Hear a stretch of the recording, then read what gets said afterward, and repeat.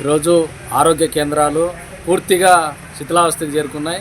ODC మండలంతో పాటు మండల కేంద్రంతో పాటు చుట్టుపక్కల ఉన్నటువంటి గ్రామాల్లో సిహెచ్సిలకు సంబంధించినటువంటి మొత్తం ప్రాథమిక ఉప కేంద్రాలన్నీ కూడా శిథిలావస్థకు చేరుకున్నా కూడా ఆరోగ్య శాఖ నుంచి కానీ ఇక్కడ ఉన్నటువంటి ప్రజాప్రతినిధులను కూడా ఏమాత్రం కూడా చొరవ చూపట్లేదు.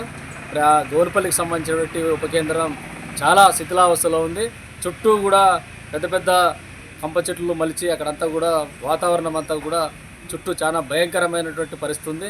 పైనుంచి ఎప్పుడు కూలిపోతుందో తెలియనటువంటి పరిస్థితులు అక్కడ వైద్యం అందించాల్సిన పరిస్థితి ఏర్పడతా ఉంది.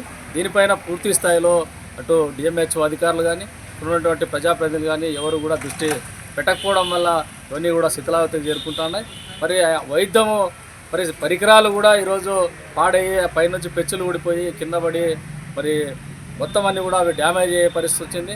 ఎక్కడా కూడా దీనిపైన ప్రత్యేక నిధులు కేటాయించి వాటిని సరిచేసే క్రమంలో ఎక్కడా కూడా ప్రభుత్వం నుంచి కానీ అటు వైద్యాధికారుల నుంచి కానీ ఎక్కడ కూడా కనపడట్లేదు.